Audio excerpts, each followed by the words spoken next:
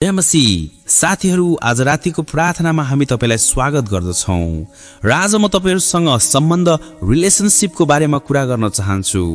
हुन सक्छ तपाईको सम्बन्धहरू टुटिसकेका छन्, हुन सक्छ तपाईको सम्बन्धहरूमा दूरी बढेको छ, हुन सक्छ गलत बुझाइ मिसअन्डरस्ट्यान्डिङ भएको होस्, हुन सक्छ मनमुटाव झगडा र कलह भएको होस् जसका कारण सम्बन्धहरू अलग भएका छन्, मेलमिलाप समाप्त भएको छ, प्रेम र स्नेह समाप्त भएको छ।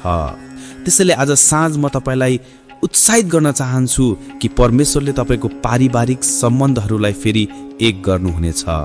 परमेश्वरले ती टुटेका सम्बन्धहरूलाई, ती मरेका आशाहरूलाई फेरि जोड्नुहुनेछ। र यदि तपाईले केही सपनाहरू देख्नु भएको थियो, केही योजनाहरू बनाउनु भएको थियो र ती योजनाहरू असफल भए, ती योजनाहरू टुटे भने आज म तपाईलाई उत्साहित गर्न चाहन्छु कि परमेश्वरले ती योजनाहरूलाई फेरि निर्माण गर्नुहुनेछ। उहाँ ती मृत चिजहरूलाई, ती मरेका चिजहरूलाई जीवित पार्नुहुने परमेश्वर हुनुहुन्छ, फेरि जीवन दिने परमेश्वर हुनुहुन्छ। ती मरेका सपनाहरू फेरि जीवित हुनेछन्, फेरि ती सफल हुन थाल्नेछन्, ती मरेका सम्बन्धहरू फेरि जोडिनेछन्, फेरि एक हुनेछन्। किन म यो सबै भन्दैछु? किनभने हामी लुका रचित सुसमाचारको 7औं अध्यायको एउटा वचन पढ्छौं र जब म यो वचन पढ्दै थिएँ तब परमेश्वरले मलाई बताउनु भयो कि प्रभु येशू ख्रीष्ट मरेका परिस्थितिहरूमा पनि ज्यान भर्ने परमेश्वर हुनुहुन्छ, फेरि निर्माण गर्ने परमेश्वर हुनुहुन्छ। हामी कुरा गर्दैछौं विधवा स्त्रीको छोराको बारेमा। 11 देखि 18 पदसम्म यदि तपाईले पढ्नु भयो भने यहाँ एक विधवा स्त्रीको बारेमा लेखिएको छ। उनको एकमात्र छोरा थियो र उसको मृत्यु हुन्छ। त्यो स्त्रीको कोही पनि हुँदैन, केवल एक छोरा छ र उसको मृत्यु भयो।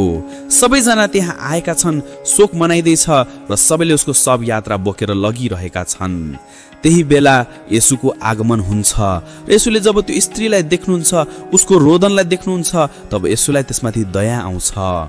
र जब येशूलाई त्यसमाथि दया आउँछ तब येशू उसलाई भन्नुहुन्छ, नरो, ए नारी, तिमीले रुनु पर्दैन, तिमी नरो। येशू उसको दुःखलाई जान्नुहुन्छ, येशूले उसको आँसु देख्नु भयो। आज साँझ म तपाईलाई उत्साहित गर्न चाहन्छु, यदि तपाई दुःखबाट भएर गुज्रिरहनु भएको छ भने प्रभुले तपाईको आँसु देख्नुहुन्छ।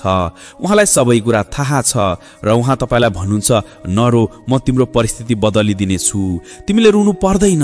यदि तपाई रोइरहनु भएको छ, प्रभु तपाईलाई भन्नुहुन्छ, नरो। 13 पदमा लेखिएको छ कि तिनलाई देखेर प्रभुको मनमा दया जाग्यो र उहाँले तिनलाई भन्नुभयो, नरो। अनि उहाँ नजिकै गएर अर्थीलाई छुनुभयो, बोक्नेहरू खडा भए। अनि उहाँले भन्नुभयो, ए जवान, म तँलाई भन्दछु, उठ।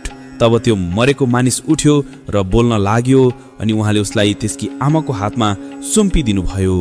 यहाँ हामी देख्छौं येशू ख्रीष्टले त्यो स्त्रीलाई भन्नुभयो कि नरो, तिमी निराश नहो, तिमी नरो, म आइसकेको छु, म तिम्रो परिस्थिति बदल्न गइरहेको छु, म तिम्रो सम्बन्धहरूलाई फेरि निर्माण गर्न गइरहेको छु।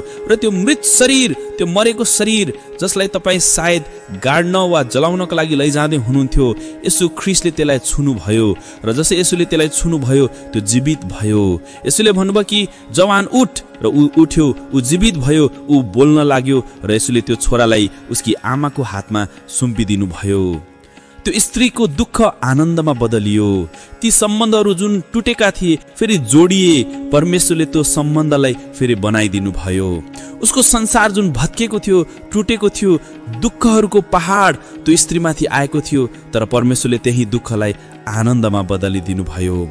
जो मानिसहरू त्यहाँ रुनका लागि आएका थिए, जो मानिसहरू त्यहाँ शोक मनाइरहेका थिए, पलभरमा अब तिनीहरू खुसी मनाइरहेका थिए, अब तिनीहरू आनन्द मनाइरहेका थिए, किनभने प्रभु येशू ख्रीष्टले त्यसलाई छुनुभयो र जसै प्रभुले छुनुभयो उनीहरूको सम्बन्ध जोडियो, त्यो मृत शरीर जीवित भयो।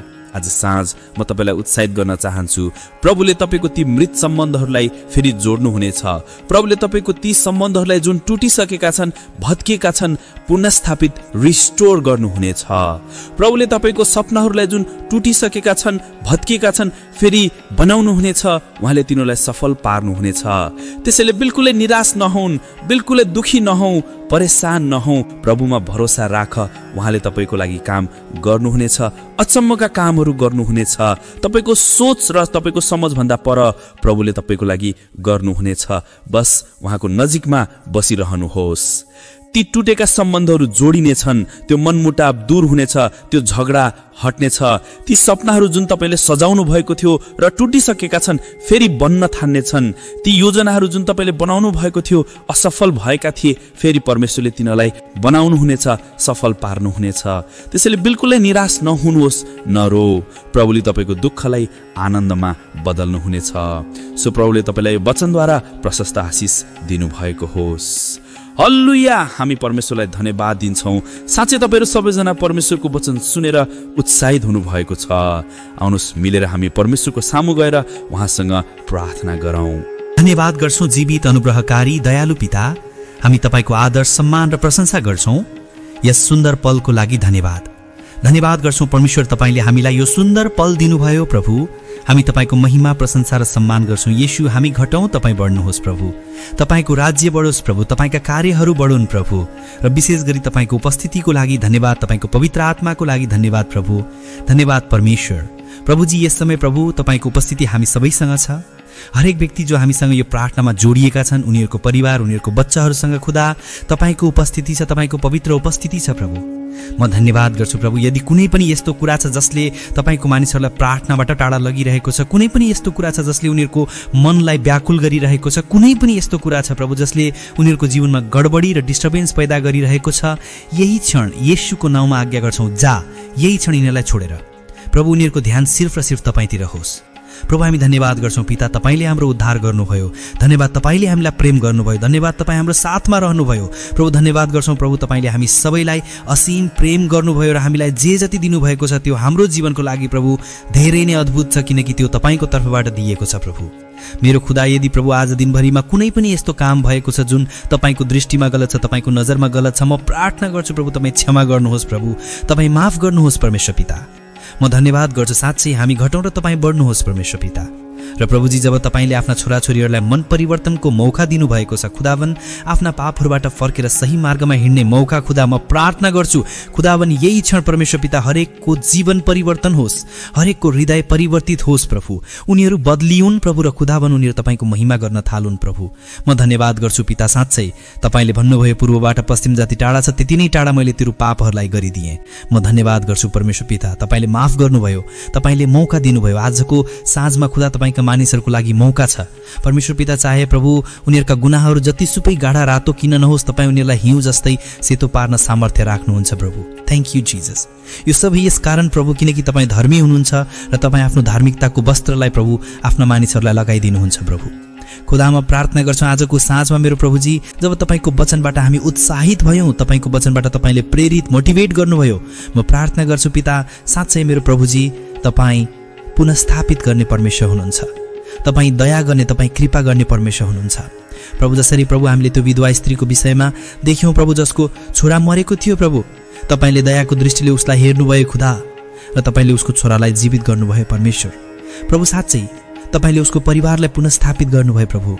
यदि आज यस्तै स्थिति कुनै पनि परिवारहरूमा छ पिता कि आमा बाबु र बच्चाहरूको बीचमा दूरी छ प्रभु, उनीहरू एकअर्कालाई देख्न सकिरहेका छैनन् प्रभुजी, मेरो खुदावन धेरै सम्बन्धहरू छन् प्रभु जुन यस्ता छन् पिता जसको पछि प्रभुजी मानिसहरू दुःख उठाइरहेका छन्, रोइरहेका छन् प्रभु, र प्रभु निराश भइरहेका छन् खुदावनमा प्रार्थना गर्छु प्रभु आज सारा सम्बन्धहरू पुनस्थापित हुन् पिता। ती सम्बन्धहरूमाथि आफ्नो दयाको दृष्टि गर्नुहोस् प्रभुजी, र प्रभु ती सम्बन्धहरूलाई पुनस्थापित गर्नुहोस् प्रभुजी, फेरि पुनः निर्माण गर्नुहोस् परमेश्वर। जसरी तपाईले त्यो विधवाको छोरालाई जो मरेको थियो प्रभु जीवन दिएर प्रभु उनीहरूको परिवारलाई फेरि पुनस्थापित गर्नुभयो, त्यसै गरी आज धेरै यस्ता परिवारहरू छन् पिता मानव कि उनीहरू टुट्ने कगारमा प्रभुजी, उनीहरूका सम्बन्धहरू मृत बनेका छन् प्रभु, जसमा कुनै जीवन छैन, जसमा कुनै प्रेम छैन प्रभु, जसमा कुनै पनि समझदारी अन्डरस्ट्यान्डिङ छैन खुदावनमा प्रार्थना गर्छु येशू ख्रीष्ट नासरीको नाउँमा ती सम्बन्धहरूलाई तपाईले फेरि बनाउनुहोस् प्रभुजी, तपाईले उनीहरूलाई प्रभु पुनस्थापित गर्नुहोस् परमेश्वर पिता। Thank you Jesus, you are the great, you are the wonderful father. म धन्यवाद गर्छु, म प्रशंसा गर्छु परमेश्वर कि यस समय प्रभु जो सम्बन्धहरू पिता कडुवाहटले भरिएका छन्, जो सम्बन्धहरू प्रभु मानौ कि मरेको अवस्थामा छन् खुदा येशूको नाउँमा खुदा उनीहरूको माथि जीवन आओस् प्रभु। तपाईको दया ती परिवारहरूमा, तपाईको दया प्रभु ती परिवारहरूमा आओस् जो टुटिरहेका छन्, जो छरिएका छन्, एकअर्काबाट टाढा छन् प्रभु, पति पत्नीको सम्बन्ध, आमा बाबुको सम्बन्ध, बच्चाहरूको सम्बन्ध खुदावन सबकै पुनस्थापित होस् पिता। Thank you father. आजको साँझमा खुदा धेरै मानिसहरू दयनीय स्थितिमा रोइरहेका बिलखिरहेका छन् प्रभु, जब धेरै मानिसहरूले उनीहरूलाई छोडिदिए प्रभु, बच्चाहरूले छोडिदिए पिता प्रभु, उनीहरू एक्लै परे प्रभु, यस्तो समयमा प्रभु सहानुभूति दिनुहोस् प्रभु। उनीहरूको आँसु तपाईँले देख्नुभयो, जसरी त्यो विधवाको आँसुलाई तपाईँले पुछिदिनु भयो र खुसीमा बदलिदिनु भयो, त्यसै गरी यी दाजुभाइ दिदीबहिनीहरूको आँसु पुछ्नुहोस् पिता र आनन्दमा बदलिनुहोस् मेरो परमेश्वर। म धन्यवाद गर्छु पिता, यस समय जति पनि मानिसहरू डिप्रेसनमा छन् खुदा, त्यो डिप्रेसन उनीहरूलाई छोडेर जाओस्, त्यो डर उनीहरूलाई छोडेर जाओस्, त्यो एक्लोपन उनीहरूलाई छोडेर जाओस्, ती निराशाहरू, ती दुविधाहरू, ती परेशानीहरू उनीहरूलाई छोडेर जाउन् प्रभु। म प्रार्थना गर्छु यदि आज कुनै पनि यस्तो चरित्र क्यारेक्टर छ, कुनै पनि यस्तो प्रभु स्वभाव नेचर उनीहरूको छ प्रभु, जब उनीहरू एक्लै परे परमेश्वर आफ्नो स्वभाव आफ्नो चरित्रको कारणले, तर पिता धन्यवाद कि तपाईँ पुनस्थापित गर्नुहुन्छ पिता। यस समय तपाईँ पुनस्थापित गर्नुहोस्। जति पनि मानिसहरू यस समय कर्जा ऋणमा छन् खुदा, उनीहरूलाई तपाईँ पुनस्थापित गर्नुहोस् खुदा। तपाईँ उनीहरूलाई कर्जाबाट मुक्ति दिनुहोस् पिता, र प्रभु उनीहरू फेरि तरोताजा हुन्, बढोत्तरी देखुन् प्रभु। म धन्यवाद गर्छु, तपाईँ साँच्चै असल हुनुहुन्छ पिता। म सबकै तपाईँको हातमा दिन्छु, यी दाजुभाइ दिदीबहिनीहरूलाई, उनीहरूका सम्बन्धहरूलाई पिता, उनीहरूको जीवनका प्रब्लम्सहरू खुदा, किनकि समाधान सिर्फ र सिर्फ तपाईँसँग छ।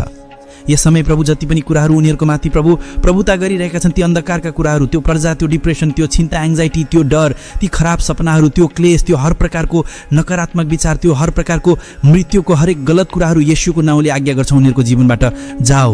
जति मानिसहरू यस समय बिरामी छन्, आफ्नो बिरामीको ठाउँमा हात राखुन्। येशू नासरीको नाममा म आज्ञा गर्छु, हरेक बिरामीलाई आज्ञा गर्छु, हरेक दुखाइ, दर्द, चोट, घाउलाई येशूको नाउँले उनीहरूको शरीरबाट जाओस्।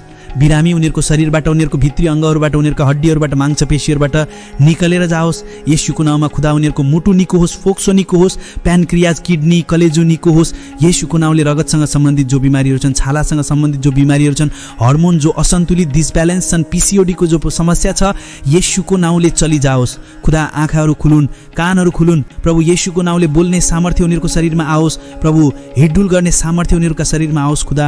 जो माइग्रेन छ खुदा, ट्युमर छ प्रभु, सिस्ट छ, अल्सर छ, येशूको नाउँले चली जाओस्। साइनस, आर्थराइटिसको समस्या, साइटिकाको समस्या चली जाओस् येशूको नाउँले। धन्यवाद खुदा, तपाईँले उनीहरूको शरीरलाई पुनस्थापित गर्नुभयो पिता। धन्यवाद येशू, तपाईँ निको पार्ने, चङ्गा गर्ने परमेश्वर हुनुहुन्छ। Thank you Jesus. सबकै तपाईँको हातमा सुम्पिन्छु, तपाईँले निको गर्नुभयो, तपाईँले छुटकारा दिनुभयो प्रभु। म सबकै तपाईँको हातमा दिन्छु पिता। मेरो प्रभु, विशेष गरी आजको रातमा जो खराब सपना देख्छन् खुदा, जसलाई निन्द्रा लाग्दैन प्रभु, जो रात रात उठेर परमेश्वर पिता करवट बदल्छन् खुदा, म प्रार्थना गर्छु तपाईँको मिठो निन्द्रा उनीहरूको जीवनमा आओस् परमेश्वर, र उनीहरू शान्तिले सुतुन् र तपाईँको महिमा गरून् येशू। म धन्यवाद गर्छु, साँच्चै तपाईँ असल हुनुहुन्छ, तपाईँ भलो हुनुहुन्छ र तपाईँको करुणा सदाको छ। यस समय जति पनि अनुरोधहरू, रिक्वेस्ट प्रभु तपाईँका मानिसहरूले प्रभु पठाएका छन्, एक एकको सुधिलिन्छु प्रभु। एक एक तपाईँको लागि बहुमूल्य छ, एक एकको दुःख र एक एकको पीडा तपाईँलाई थाहा छ। जसरी तपाईँले त्यो विधवाको दुःख महसुस गर्नुभयो प्रभु, त्यसै गरी आज तपाईँ यिनीहरूको दुःखलाई पनि, यिनीहरूको पीडालाई पनि महसुस गर्न सक्नुहुन्छ परमेश्वर। Thank you Jesus. यही क्षण सारा मानिसहरूले छुटकारा पाउन्, स्वतन्त्रता, आजादी पाउन् प्रभु, र ती सबै कुराहरू जो उनीहरूको जीवनमा कार्य गरिरहेका छन् येशूको नाउँले चली जाउन् प्रभु। धन्यवाद, तपाईँले प्रार्थना सुन्नुभयो, उत्तर हुन्छ र आमेनमा दिनुभयो। धन्यवादका साथ प्रार्थना येशूको नाउँमा माग्छु, सुन्नुहोस् र ग्रहण गर्नुहोस्। आमेन, आमेन र आमेन।